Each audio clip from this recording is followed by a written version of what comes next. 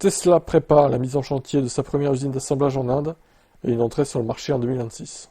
Tesla explore activement des terrains à Satara, dans l'état du Maharashtra, pour y implanter sa première usine d'assemblage en Inde. Cette décision s'inscrit dans la stratégie du constructeur américain d'intégrer un marché en pleine expansion tout en réduisant sa dépendance à la Chine pour sa production et ses chaînes d'approvisionnement.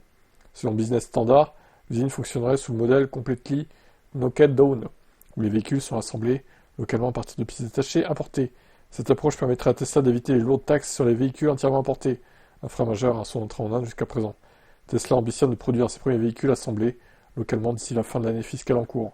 Pour une commercialisation dès avril 2026, ce projet intervient dans un contexte où l'Inde, via sa politique incitative lancée en mars 2024, encourage les investissements étrangers dans la production locale de VE.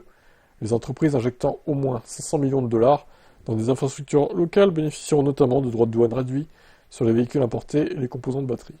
Tesla arrive sur un marché où la concurrence est déjà féroce. L'industrie automobile indienne dominée par Tata Motors et d'autres acteurs locaux comme Mahindra a pris une longueur d'avance en s'adaptant rapidement aux besoins du marché domestique et en développant des véhicules électriques abordables. Malgré les défis, Tesla semble déterminée et la marque a déjà réservé des emplacements pour des showrooms à Mumbai et Delhi et recrute activement pour ses opérations indiennes.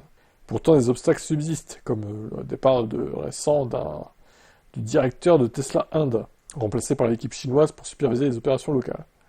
Cette implantation pourrait représenter une avancée stratégique pour Tesla en diversifiant ses bases de production. La marque réduit sa dépendance vis-à-vis de la Chine, tout en profitant des opportunités qu'offre le marché indien. Ouais, bon, attendons de voir, parce qu'il y a déjà une usine au Mexique qui doit se faire, un jour ou l'autre, peut-être. Donc, pour l'instant, c'est en stand-by, d'après ce que j'ai compris. Donc, l'Inde, je sais pas, écoutez, on verra si ça se fait ou pas, hein. Mais pas avant 2-3 ans, je pense. Allez, à voir, vous y croyez, vous ?